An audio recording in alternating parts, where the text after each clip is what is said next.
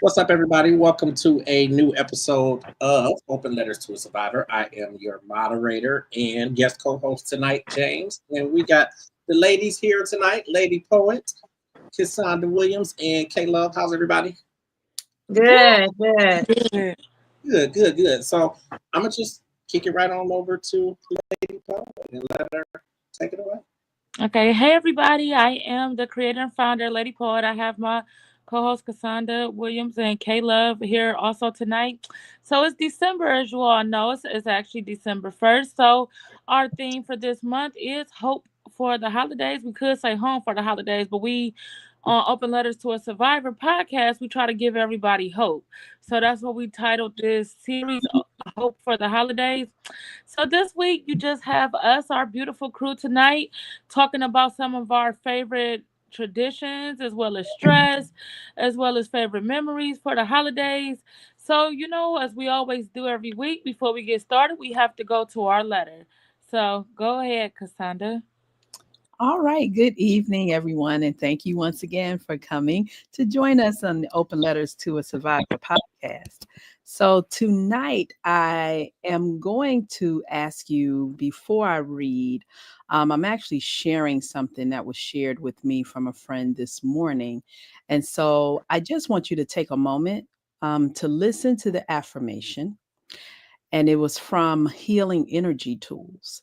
You can feel free to repeat after me if you'd like, or listen now and then go back and listen to it on a replay and really take it in for yourself.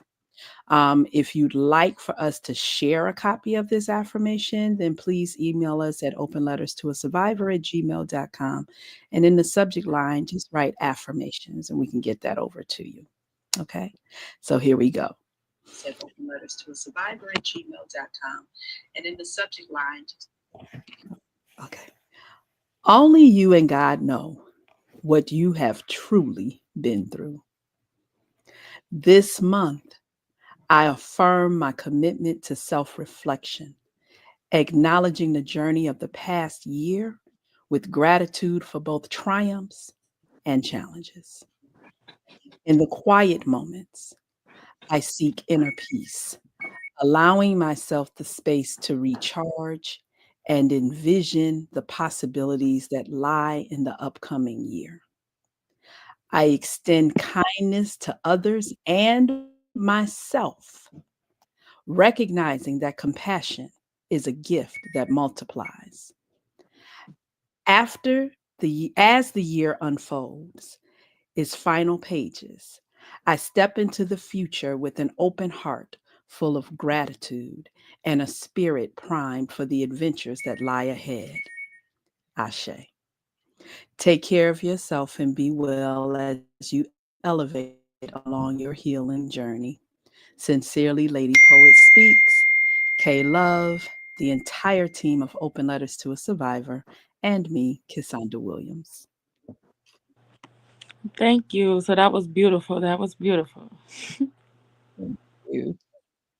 I Okay, so shared that with you this morning. right. I loved it. So whoever beeping, I'm sorry, it's causing an echo in the system. But also, when I ask the questions, we're going to start with K Love, Cassandra, then James, then we'll move on. So, and I'll start. So we're going to talk about our favorite memory for the holidays, just to give everybody a light show and give everybody hope for the holidays. Do So, we do we know what the beeping is? Or That came across my computer, guys. Sorry. okay. So my favorite memory of Christmas was waking up early, running downstairs, and my mother talking in her sleep. The whole time we opening up gifts, and I mean, some of the stuff she was saying was off the wall. She said it was a bear chasing her, and I was like 6 years old, and I could still remember that. And that's one of the things we still bring up every Christmas Eve. I'm like, where's that bear you said was chasing you? And she falls out laughing every time. And that was when I got the gift of a baby doll that I actually had that could roller skate. So that was a Christmas memory that I remember that I think is funny and that I laugh at all the time. Because I couldn't skate, but my baby doll could skate. So So I'll pass it over to K Love for her favorite Christmas memory. Ooh, there are so many, but I would say the preparation and getting the food and the decorations done before the family members showed up. So we're up all night the night before, decorating the tree. And my mom was Southern, so she believed in a big, tall, fat, wide, full tree. And she didn't want just one side decorated. You know how everybody put their Christmas tree in the window or the big window in the front of the house? Yeah. Not only did she want that side to be full, she wanted the entire tree all the way around full. And we used to use that angel dust to decorate that make you itch. I hated that stuff. Yep. But it made the tree so pretty, but I hated it because I would be itching all night because of that stupid stuff. But it made the tree very, very pretty. And then also in the kitchen with mom baking everything from scratch. And I do mean everything. So I was the bowl licker. You know, when she got done with them desserts, I got the bowl. That boy came out.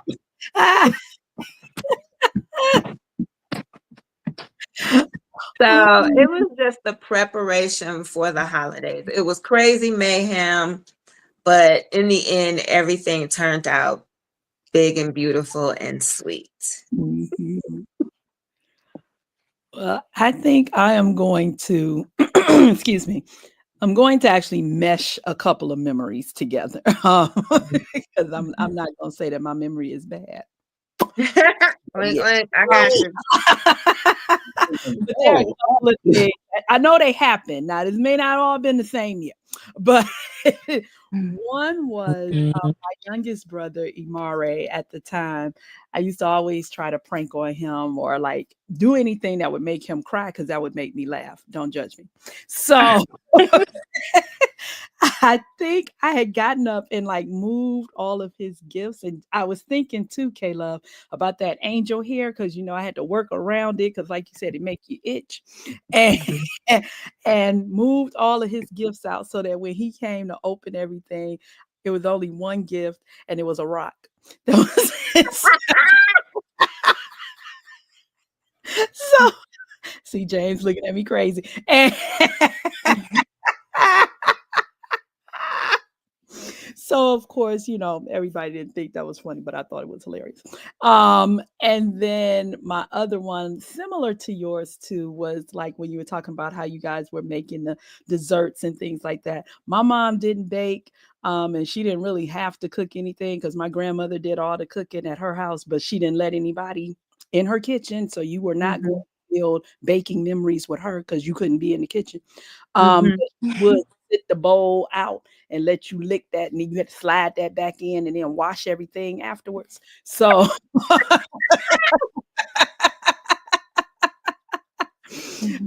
and then you had to, but you were allowed to polish the silverware. Preparation. She used to work for the cleaner, so everything was pristinely ironed. It was the tablecloths and the napkins, and you had to know where the forks and the knives went and all this great stuff. And you know, while it's wonderful to know, it's a headache to have to deal with all of that. Yeah. Cleanup crew. So, like, in as much as we enjoy just opening the gifts and everything, we knew it was gonna come with get out my kitchen, but you lick the bowl, you know, and like you said, the angel hair and you know, all those things. So yeah, that's my amalgamation of memories.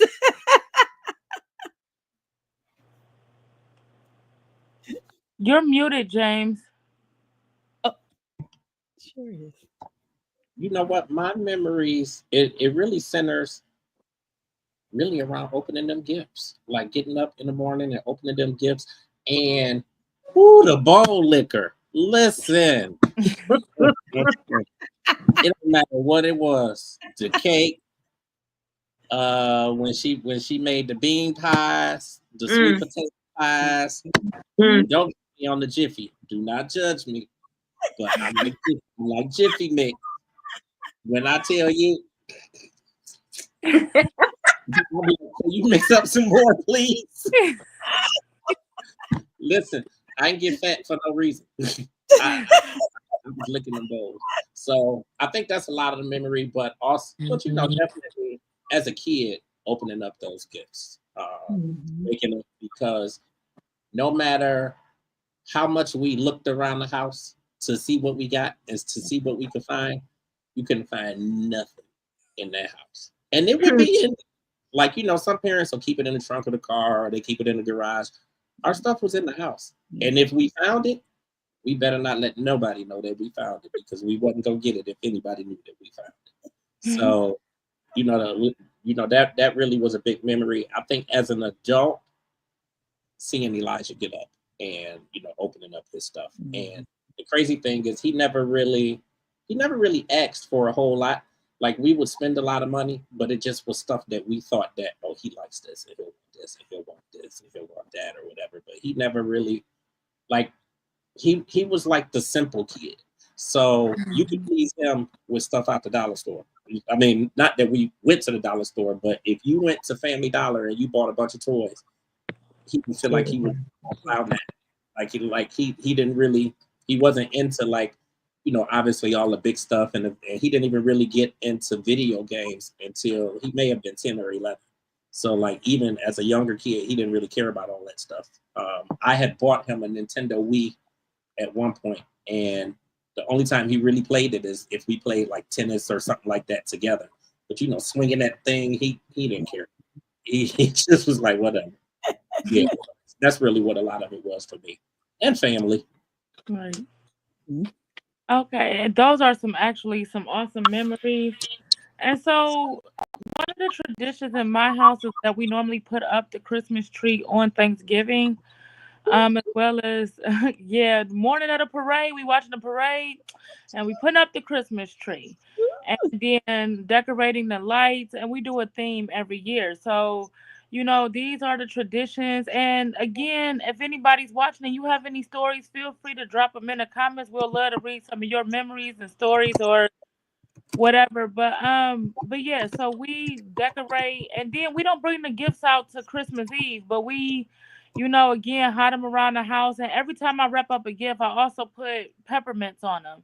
So, just so you can have a treat with your treat. So that's one of the traditions in my house. Also, my granny was a cook for the school. She worked at Wilson's. If anybody in Cleveland went to Wilson, y'all know about it. But she actually cooks. So yeah, everything isn't measured. K Love and I laughed at it the other day. I'm cooking something and I'm like, it's a palm full of sugar. They said, what? A palm. You put the sugar in the palm, and if your palm is littler than mine, for you it might be 2 palms of sugar. But that's how we measure stuff. We didn't use mixing. So just to hear how she would tell me, even at her age of 93 now, when I call her and ask her, how do you make this? And she'd be like, add a pinch of salt and a palm full of sugar. And so now when I tell people that, they laugh at my whole dynamic on how I teach somebody how to mix something up, but that's how they do it. So, and so that's one of my traditions I laugh at all the time, is just making the Christmas cookies and putting a palm full of sugar in there. And we all got our own little gingerbread man to decorate and things like that. And before we go to K Love with her traditions, Lena said that hers is Thanksgiving. That's her favorite holiday. So, Lena, if you are listening, send me over a story of a time you want to tell about a holiday or a tradition that you have, and we will share it on the show.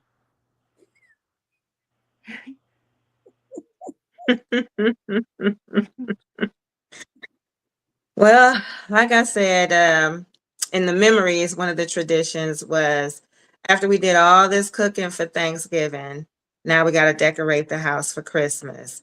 And we were very much into our culture So we didn't have the Americanized Santa. We had a black Santa. And my brother was an artist. So he painted a black Santa that we could hang up in our front door. And it was huge. It covered the whole front door.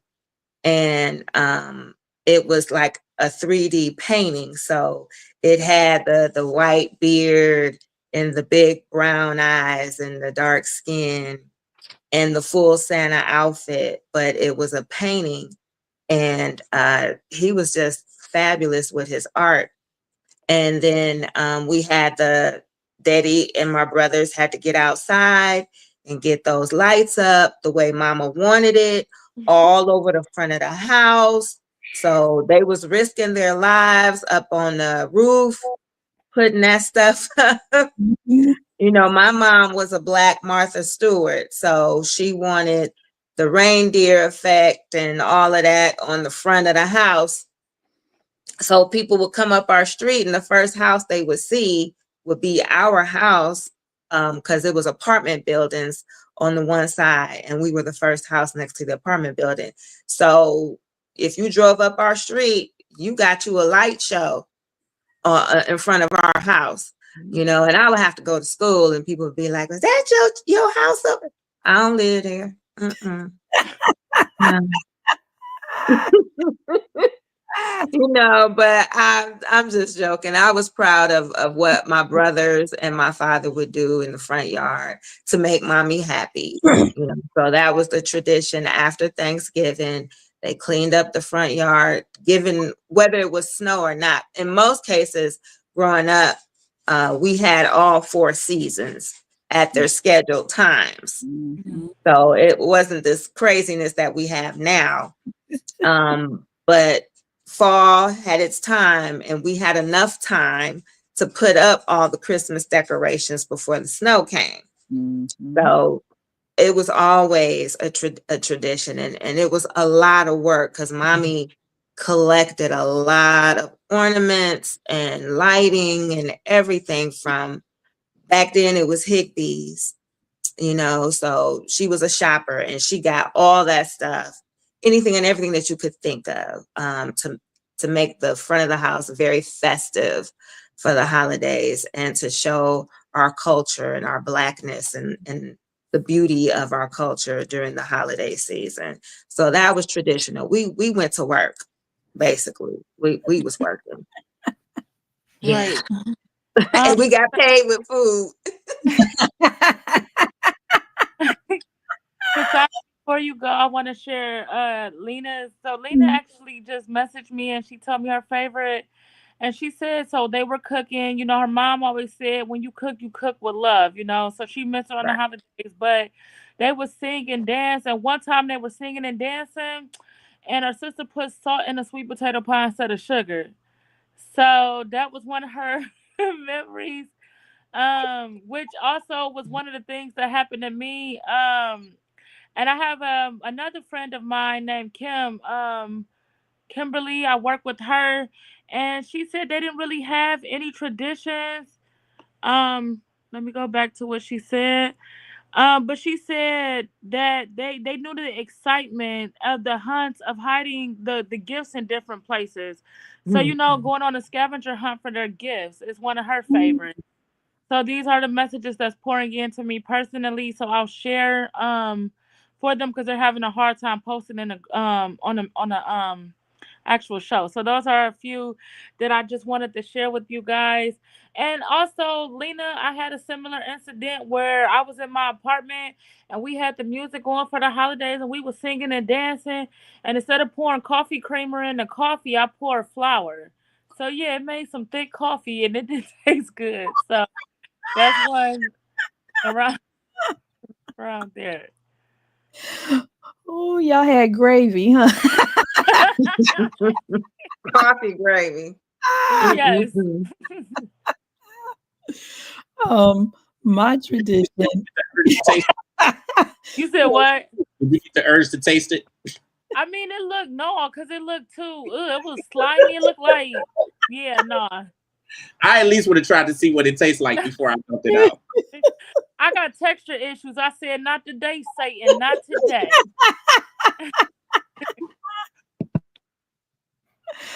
Well, one of mine is, and my mother hated it. And for us, it was just what my dad did growing up. So we didn't think nothing of it.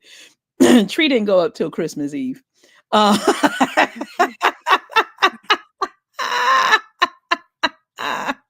So it kills me when I see people putting up their trees on Thanksgiving and before Thanksgiving and the whole night. Christmas Eve, baby, and not a day sooner. And even then, it was that evening. And so my mom was not very pleased. And once we all grew up, got a little bit older, whatever. Yeah, she was like, "Do whatever you're gonna do. I'm out." But that was our main one, was Christmas Eve. We had our fake tree, but it was 6 feet tall. You go get all the parts, put that thing together. Like you said, do your angel hair last and whatever. I think the last time we used it, they had done something that was like hypoallergenic or something. Cause like you said, it would itch you all the time. But outside of that, we would spray the little snow on the windows and then we would go and look at houses like yours, K-Love. So we would go. He would take us around, this block and that block, and they got everything. And then the next thing you hear the stomping coming from somewhere, and then you hear, all right, and then you watching the news and they tracking Santa and all of that. So when we knew when we had to track Santa, it was time to go to bed. So that was it. But yeah, that tree decorations, nothing till the night of Christmas Eve. She in there laughing now. You know what? We growing up, I will say that my mother did. We did start putting the tree up usually like somewhere like right after Thanksgiving.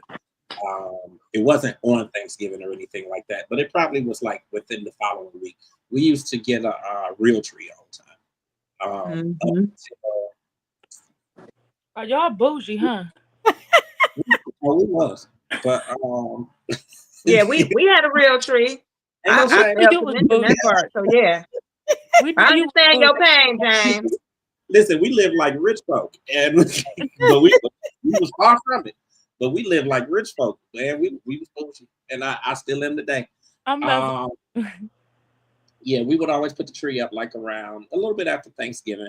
I think that was like the most fun time for me. And going through the big JCPenney catalog, looking at all the toys and figuring out this what I want, this what I want, this what I want, all the stuff. So like I folded the page over on the bottom, so you don't lose the page. And a lot of fun. And this is Kemp, I still do that today. Like when she had the Fingerhood books and all of that kind of stuff, I just fold the page over and circle what I want. And sometimes I take a big screenshot of it and text it to her and say, this is what I want. And we are still super spoiled. I sent her a picture of oversized Coach duffel bag that I could take to the gym. So I'm waiting, Ma. And I know you watching. I am waiting, Ma. That really was a lot of the tradition. And like putting the tree up, my tree has been up for almost 2 weeks now. Like I'm always in the spirit, ready to put the tree up. Man, ain't nobody worried about no Thanksgiving. Put that tree up like mid-November. I don't want to put it up and then take it down tomorrow. I want to give it some time and let it sit there. Now I don't too much do the real tree no more, because I used to go buy a real tree. I think maybe 2 years ago was the last time I bought a real tree. So I bought a tree last year, and that's what I put up this year, an artificial tree, and I love it because I could put it in the closet, and then I got it next year, and I ain't gotta go try to find a tree and then have to keep sweeping up all these needles and make sure there's water in there. Hello. I ain't got time for it. I will not water plants. I had a poinsettia on my table. That baby was like, please get me out of here. Because I didn't know. I came home one day, and then I keep the heat on hell. So when I came home one day and them leaves was all black and crumpled up, and as soon as fall off. I said this. I done killed the poor plant. So now that's how I just do the artificial one and keep it moving.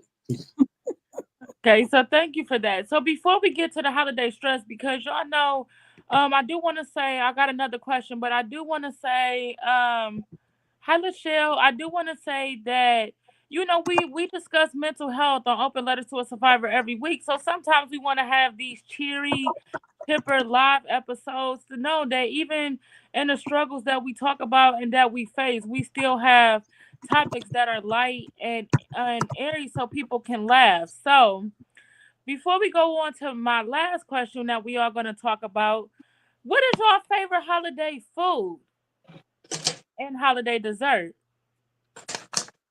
So my favorite holiday food is I don't know, I like it all. I like it all. So and my favorite holiday drink is eggnog with no alcohol in it. I gotta be up to help Santa. I can't be down here.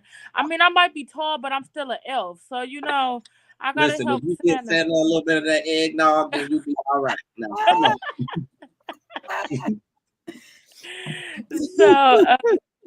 So and somebody else wrote me that their favorite holiday food is dressing gravy with cranberry sauce. Is their favorite. So, all right, Kim. So when I get to work tomorrow, we're gonna talk about dressing and cranberry sauce and not tacos, okay?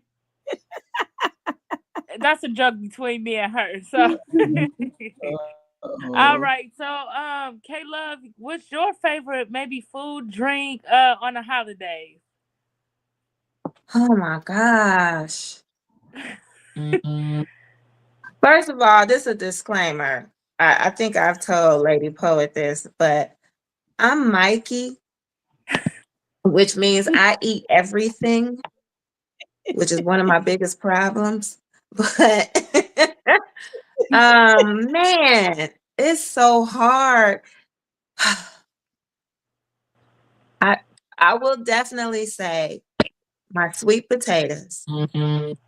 Gotta have my yams and my collard greens. With a little bit of vinegar and a slice of tomatoes. Dessert, I would say, oh my gosh. And all of her sisters really came from a family of cookers. They all could really burn in their kitchen. But I would say my mother used to make that checkered cake. I don't know if I'm saying it right, but it was like 5 layers and they were all different colors. And when you would slice it, it looked like a checkerboard. Amazing. And definitely the sweet potato pies and the cherry cheesecake. The cherry cheesecake was the devil because it would bring out the worst in the people at my house because those men was fighting over that cherry cheesecake. To the point where my mother and my aunts had to make several so that all the men could get their own personal pie. That cherry cheesecake. It was that serious. So I love the cherry cheesecake. Oh, you can't go wrong with the pound cake, the traditional pound cake with the lemon, the homemade lemon sauce, icing on top. Yeah. I should have had childhood diabetes for real. You are hilarious. So Lena dropped hers is yams, dressing, and macaroni and cheese because you got to mix it all together and get a little bit of each on the spoon. So that's her favorite. She loved eggnog. Lena, while you on, did you add a little spice to that eggnog or no? And then also the she said pound cake. Yeah, pound cake is hers. So yeah, so y'all, we all should have had, I think, juvenile diabetes by now, cause as much sweets as I ate, Lord, I'm surprised my stomach wasn't talking the next day. Now I will say, we were good at making those homemade floats to drink. That was so much fun because we would make our homemade ice cream too. So just making those drinks was just the fun of doing it together as a family. They all tasted good because we was always in there experimenting and making a mess. But yeah, the homemade floats and the fruit punch with all the Kool-Aid you throw in there with some ice cream and what was that 7-Up to give it that fizz. So we was just creating all kinds of stuff, and it would just be so good. Now my daddy's favorite was that root beer. He had to have a root beer float, but outside of that, just the sugar.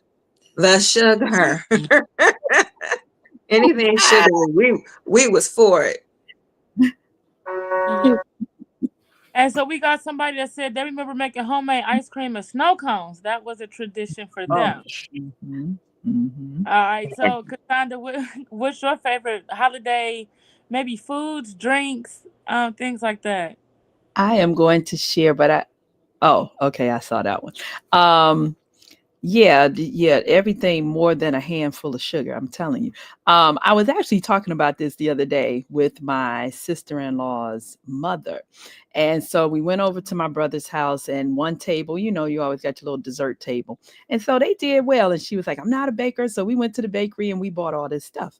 And so they had sweet potato pie, coconut cake, apple pie, strawberry cake. And so when I saw the coconut cake, it took me right back to going over to my grandmother's cousin's house. Shout out to Clara May.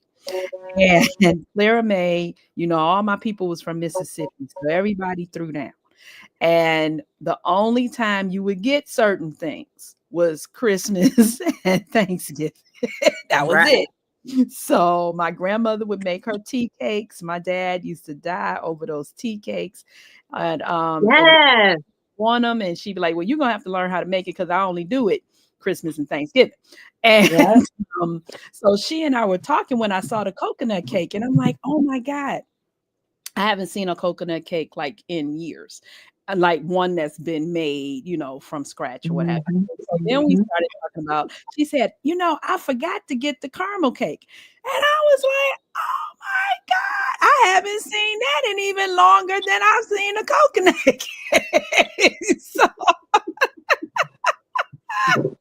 So now we just on this whole conversation, and I was like, listen, I said, Clara May would have her pound. My grandmother would do the pound cakes. My grandmother's cousin, like I said, Clara May, she would have the coconut cake. She would do a caramel cake. And then I was like, now you can't forget the jelly cake. And so she would have this jelly cake, and they don't taste the same as they do when they come out the oven, and you put the little thin layer of jelly on. Oh my God. So yeah, so she and I were sitting there talking, and we were like, and so, like, wiping that drool, like, ooh. Like we ain't got all this food sitting in front of us though. So, yeah, but I will also share. Now, this is nowhere near a favorite, but it was a first for me. So I've seen people that had their chitlins and stuff. I'm not one of them, but my mama loved it. God bless her. But she was like, my sister-in-law's mom was like, I'm looking in this pot, and I said, oh, I thought that was gravy. She said, no, girl, you was gonna get your taste buds all messed up because I was ready to throw some gravy on top of my dressing. She said, girl, these hog maws. I said, what? I said, I heard of it, but I didn't know that was for real, right? Oh, it's for real. She's like, it go with your chitlins. And so she pulling out, and I was like, oh my God. So she was like, yeah. No, ew. They for real. You can smell it. They for real. They for real. Yeah. And she had it in this pot, and the top was all on. So I'm just seeing, through the clear part of the top, and it looked like gravy. So I'm like, oh, this a lot, but okay, I'm with it. And she was like, yeah, girl, good thing you ain't get over it. So she's like, so my brother says, yeah, we're gonna get y'all an Airbnb one day, and you and mama can go over there. Y'all can do y'all chitlins and your hog moss. And I said, well, now I know mama eat chitlins, but I ain't never heard of her eat no hog moss. Like that was a first for me. So yeah, that was this Thanksgiving. That is not included in my favorite. But it was a first. So. Don't be talking about her like that, and she in the other room. Oh, come get your belt, mama. Come She get eat her it. chitlins out there. She can have them too. But I ain't just never messing- seen her have hog moss, so that was the first one for me. Like I said, I've heard of it, but I never saw it. Right. Now you know. Now I know. Right. Them the pots we stay away from. Mhm. Right. Now I be in the kitchen up until that time. But when I saw that big red bucket come out, I'm out. I didn't cook none of them. And so my whole thing was, even when I made salmon patties, I said, I'm going to cook these the night before because I don't want my house smelling like fish. So, yeah, no, I would have been like, eh. So, but no, but and so Kim also said my love from work. She's one of my favorite people I work with. Her and somebody else on my team, Melissa, that's watching. They're my two favorites. So I'm going to read the two comments too that came at the bottom. But she said that she's trying to break up with Sugar, but the divorce is not working, so she don't know what she gonna do from here. So we just giving her that disclaimer. And from KM, oh hey Karen, our guest from last week. She said my great aunt used to make boiled custard, which is better, thicker version of eggnog. She make pound cake, and you would dip the pound cake in the boiled custard, and grown-ups got whiskey. Oh, see, I would have been knocked out after that. So yeah. It was a wrap. After that, everybody going to bed. Now they had a party. Right. And the other comment we got said that she's actually a Thanksgiving baby. So she used to do a lot for the holidays. However, to avoid cooking now, she takes cruises on Thanksgiving. So that's what's up. I'm gonna be like you one day. Right. Hey, what you doing for Thanksgiving? I won't be here. Oh, can I share real quick? My friend Myra just sent me a text. Hey, Mai. And she said, we did have hog moss, pig feet, chitlins. I'm glad I stopped eating pork.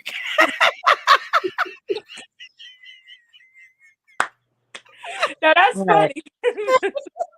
No pork for you. That's it. Right. It's a wrap after that. Right. And so, James, what is your favorite, maybe food, drinks on the holidays? And you know what? I don't really drink a lot, so I mean, I could care less about the drinks and all of that. But yams and deviled eggs. That's it. I can have a plate full of yams and deviled eggs, and that is all I need. You don't need to give. I don't need no turkey. Maybe some honey baked ham with the glaze on the side, or just give me the glaze. I don't need the ham. Just give me the glaze. That's really it. That's all I really care about. And then sweet pies, like I remember as a kid, I used to love carrot cake. Carrot cake and like anything like lemon cake or something like that, lemon pound cake. So yeah, I mean, I think if I was really indulging in that stuff now, all of that would be my go-to. But this year I didn't have any Thanksgiving food or anything like that. I just had a big old pot of broccoli, and it was so good. So listen, I'm gonna put this out there for everybody. So y'all know I'm the class clown, so nobody get offended. But my goal weight is 1 chin. So as long as I achieve that, I don't care what I eat. So so yeah. But I still did what I still got in the portions, but had my goal weight halfway. 1 chin, we gonna be like, is you over there?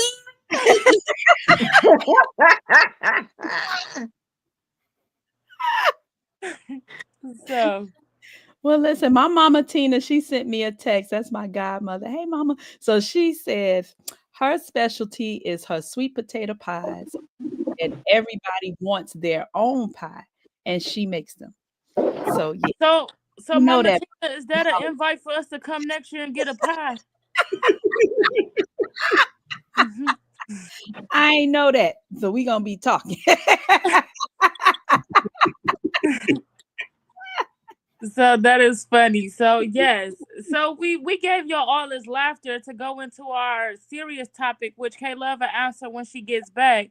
How do you handle stress on the holidays? Maybe the stress of family estrangement, maybe the stress that you dropped the pan of macaroni and cheese before you had to leave to go take somebody out.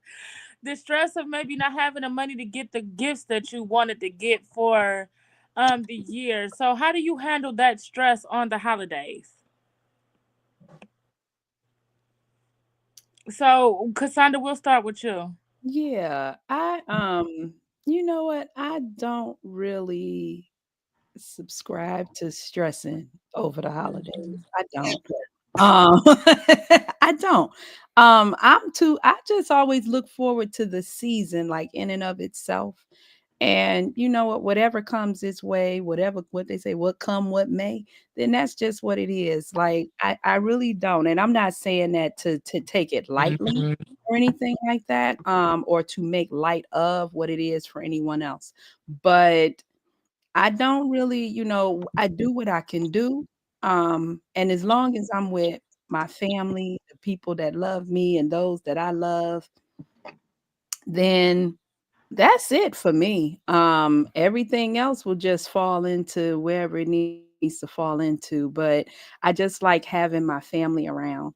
Um, and that's it. I'm not stressing. Mm-mm. Right. So I do. So I'm on a different end of the spectrum. I do have stress on the holidays. Just as far as like the family estrangement, maybe missing like family on the holidays. So, I deal with that with, prayer, and I'm silly. So I like to laugh. So I think of like old memories and laugh at them. Like when my mother and my grandmother and sister was fighting over the cookies downstairs. Yeah. So, things like that. At night thinking we sleep, we sitting on the steps and y'all arguing over who gonna eat these cookies. So the older folks know what that mean. The kids, yeah, we gonna leave that alone. So, but just things like that, and those are the things that I remember to laugh. I'm not saying, so next week our person that will be on, our guest will be talking about stress for the holidays. So if you are struggling with stress on the holidays, we do have someone that'll be here to help you with that stress and that family estrangement. So now that we're older, my family is spread out, everybody is different places, so we don't really meet like we used to, but we still have fun. We still call each other, like me and my niece, we still, and my granny's spoiled. If you don't, if Santa doesn't fill up her stocking, she's not gonna have a good Christmas. So, she write a little list of stuff she want for Santa. She got that rite of passage at her age that she can get whatever she want. So whatever she want in that stocking, she get filled up. Bracelets. I don't care if it's a bracelet, if it's a watch, if it's a car. Somebody probably put a car in the stocking, but she get what she wants. So I think that that's really about, handling the stress, that you do what you can and don't worry about the rest. Yeah. For me and my family, a lot of the memories that I shared earlier have changed over the years because, family members have passed away. And, when certain family members die, some of the traditions die with them because no one wants to pick up the torch and keep it going. Mhm. Or like Lady Poet said, people live in different places, some out of the state, some out of the country. So sometimes that's one of the things that makes it difficult Mhm. to get together or keep the traditions that we once had going.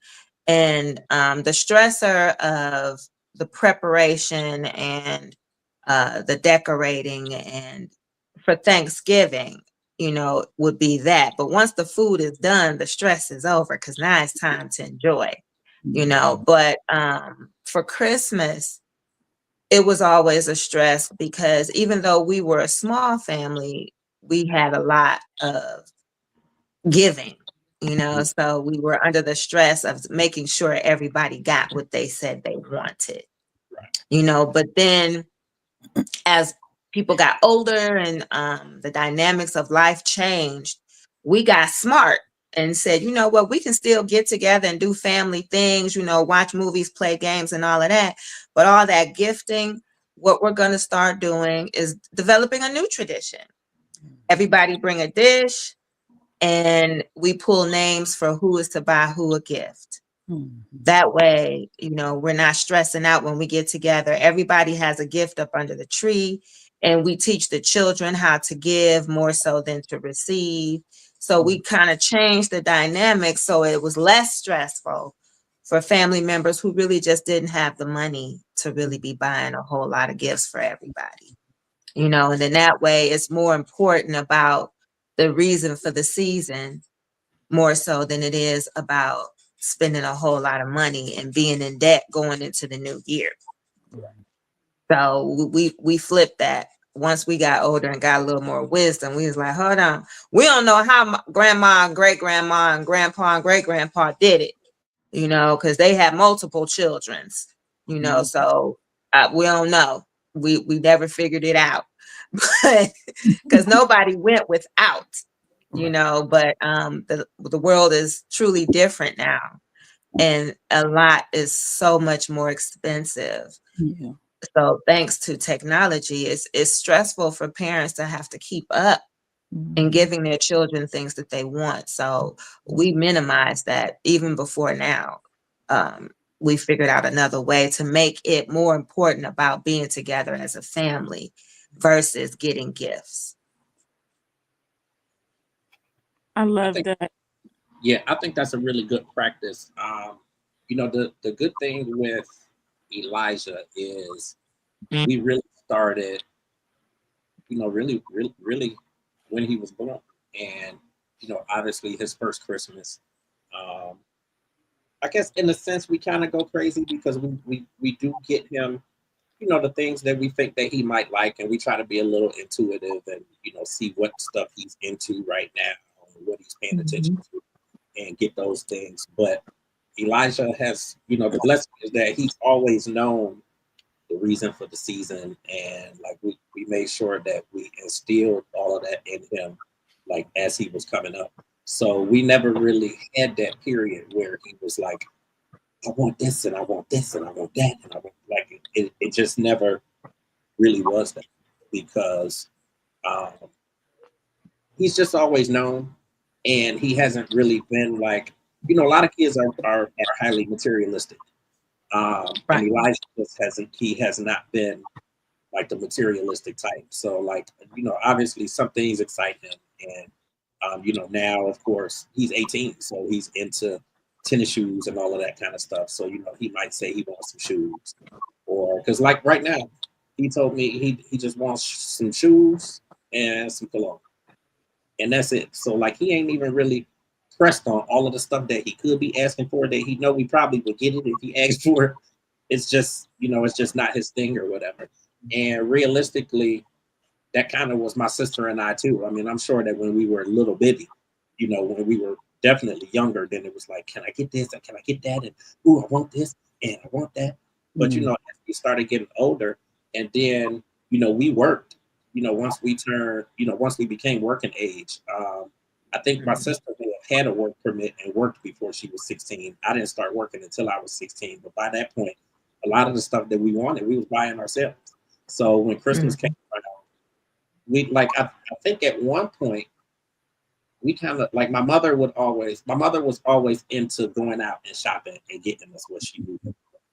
Which is why, like for Elijah, I'm into going out and shopping and getting what I know that he likes. My father, he give us some money. So it was just like, you know, he come over and we get $100, or we might get $200 or something like that. Which, listen, by no means are we complaining, but at that age, I wasn't doing nothing, spending the shit on candy and stuff like that anyway.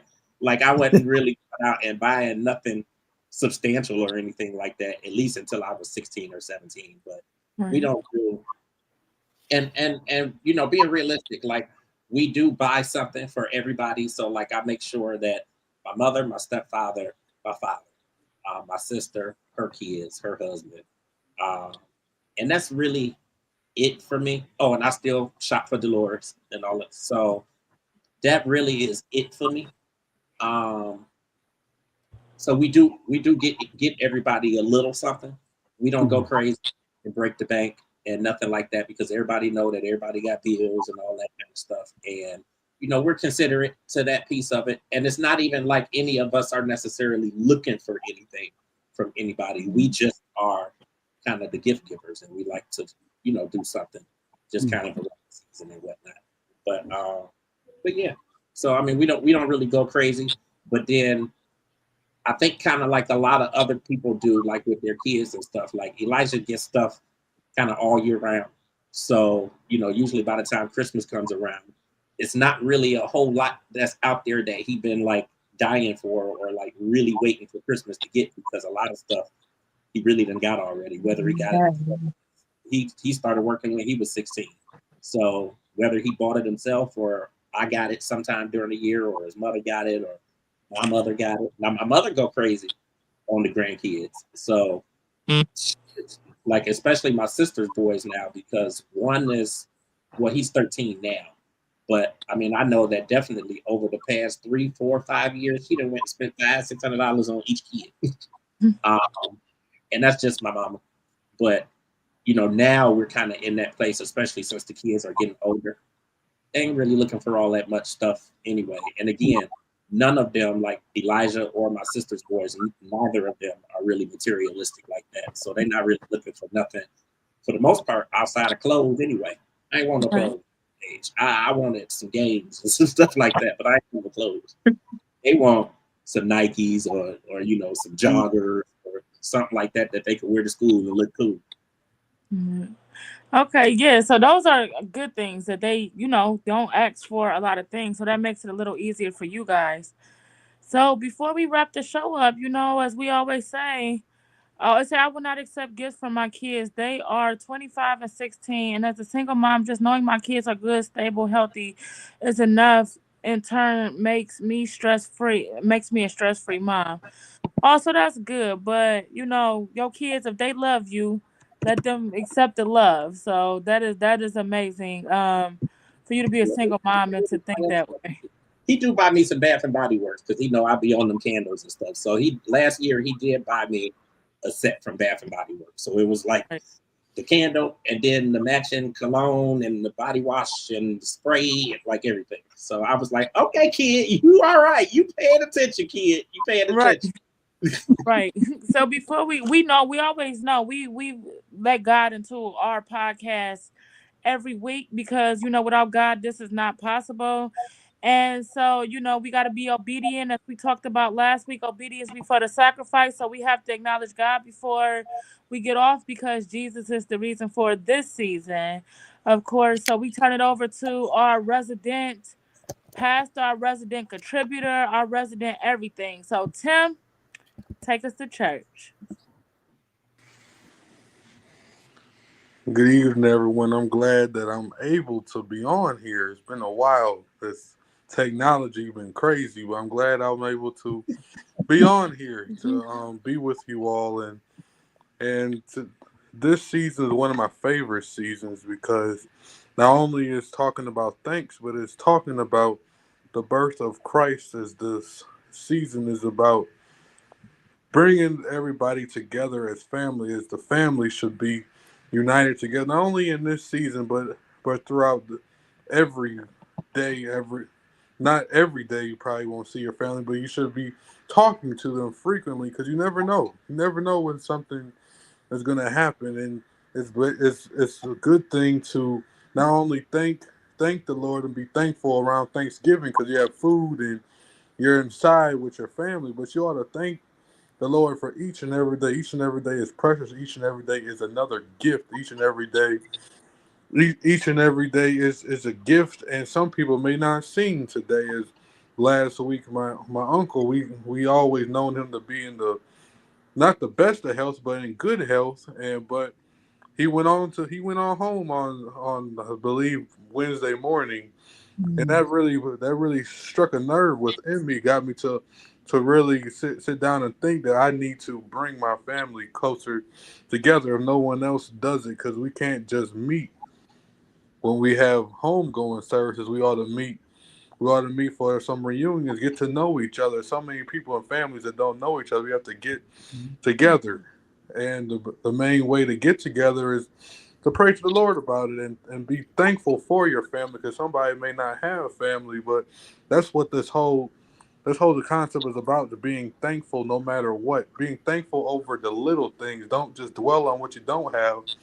Thank God for what you do have, because someone may not have what you have. So we ought to thank the Lord for each and every day. Before I even wake up, before I even get up out the bed, before I even look on my phone, I make it my duty to thank the Lord and to cry out to the Lord and praise the Lord for another day. When I come home, I thank the Lord, because some people may not make it home. It's just the small things. Because one day, even in March, I almost didn't make it home, but I thank the Lord that I'm able to tell the story. And I just want to encourage everyone to know that Jesus is the reason for the season. I encourage you all to get to know Jesus if you don't. And it's good to get gifts. It's good to give gifts. This is about giving as well. But you ought to know the reason for the season. I just want to even leave with the story, because Jesus is always going to be in the midst of. He's going to take you out of a hard place and take you into an even better place. And I was just thinking of a story that even my pastor shared about a few years ago in Matthew the 14th chapter, when Jesus called Peter to come and walk on the water with him, come off the boat. He was on a boat, and Jesus was walking on the water, and he asked Peter to come on the water with him, come unto him. And Peter got out the boat, but it was a wind coming around. I believe the devil tried to interfere, and he took his mind off of Jesus, and he started sinking. He started drowning, but instantly, in the right time, Jesus picked him up and placed him on firm foundation. I just tell that story to say that you might be going through something. You might have something going on, but keep your mind on Jesus. Place your mind on Jesus. You'll feel yourself sinking, but at the right time, God, He's going to lift you up. You're going to be victorious. You're going to be glorious. You're going to be able to tell the story. You're going to be stronger. You're going to move better. You're going to move brighter, and you're going to remain. And you ought to remain faithful and know that Jesus brought you out. And this whole season is about giving, but think about the greatest gift, and that's Jesus coming unto the world, the greatest gift of all. And Jesus will bring you through whatever you're going through now, and He'll make you even greater. He'll make you even better. So just know that. Trust in the Lord with all thine heart, and lean not to your own understandings, but in all thy ways acknowledge Him, and He will direct your path. And I just want to end by saying that when I was hearing all the traditions, I was thinking of my own family. I know for years we used to always get around the table and thank the Lord for what happened throughout the year. And this year we didn't really do that, but when I prayed on over the food, I thank the Lord for bringing us together, because we all are busy, but the Lord brought us together the way it's supposed to be. We may have a lot of busy schedules, but you have to take out time to thank Him and get around your family, because you never know. You never know what's going to happen. And a lot's going on. People passing away like flies, but we have to come together, be united together, so you won't have no regrets. You won't have to know, I wish this, I wish that. Just come together as your family. I know maybe some things can happen, but come together. Just trust me. You got family. You got family for a reason. We need each other. You need me. I need you. We need each other to survive. That's all I got to say. God bless you, and God keep you. Well, thank you so much, Tim. You always bring a good word to us. Before we let you go, though, real quick, what's your favorite holiday food? You know, this year changed. It used to be chicken and macaroni, but my aunt deep fried a turkey. So my favorite now is deep fried turkey. I never really been a fan of turkey, but if you deep fry that turkey, it's gonna give you a better taste. It tastes a little like chicken. Okay. So we gotta get hip to the deep fried turkey now. See, Yeah. but thank you, thank you so much for giving that word to us this week. We look forward to seeing you next week. So Yeah, and on the 15th, Lord's willing, I'll be preaching my first sermon at my church. Yes. we will be Congratulations. there. Yeah, I'm excited. Just pray for me. Oh, that always we'll pray so on. Okay. Yeah, and pray on the business as well. It's coming along. It's a little hurdles, but it's coming along. We're gonna push it through. We gonna push it through because that's all we gotta do. We gonna push it through. We gonna talk. We get out of here because we got some plans for you, Okay. specifically. So we will talk later on today about those plans that we do have for you. But when God is in it, regardless of the hurdles, it's gonna happen. So we got it. So true. So tonight we just want to go to. Do you have our sponsorship and our Let's Go to Therapy? Yes. Okay, so we'll do that, and then we'll end the show for the week. And next week we'll talk about stressing on a holiday. We'll have a psychologist point of view from that. So when we talk about our spotlight, let's do that first. Our spotlight, we have our very own Tim Stevens. He mentioned it. He's launching his business. It's coming through this month. Yes, December 17th, right, Tim? All right. You're That's right, where yeah. we got to go get right, stay right. And you can get his information on his at right.brothers at Instagram, and he'll be launching on the 17th. And we also have that's our number one spotlight. So don't forget, on December 17th, our brother is going to be launching his business, and it's going to be apparel and for men and women, and accessories for men and women. And you can go online, check them out at right.brothers in Instagram, 216 on Instagram. I'm sorry, right.brothers 216 on Instagram, launching December 17th. And on our Let's Go to Therapy, as always, we have our wonderful contact, Shamara Thomas Hutchins, who has her own approach to therapy, specializing in a round-the-clock approach so that you can specialize whatever time you need to reach out and get some therapy. She will customize it according to your time. And also, we have Belinda Williams, specializing in trauma in our community. And you can reach her at Belinda at chawc.org. And we have another one to our Let's Go to Therapy segment. Contact us on openletterstoasurvivor@gmail.com. And if you just want to be a part of us, put in the segment, in the subject line, Let's Go to Therapy, and we'll reach out to you. Okay. Thank you. Excellent. Thank you so much. And also, if you would like to be a sponsor for us here at Open Letters to a Survivor, please do so, because your support matters. By sponsoring Open Letters to a Survivor, you join us in our commitment to improving mental health outcomes for people of color and tackling systemic disparities. Help us continue this important work by becoming a sponsor. Reach out to us at openletterstoasurvivor@gmail.com, and in the subject line, write sponsor. Thank you. Thank you. And if we forgot anybody comments today that we didn't read out loud, charge it to our head and not our hearts. But thank you all for tuning in. We will see you next week, 7 p.m. Eastern Standard Time.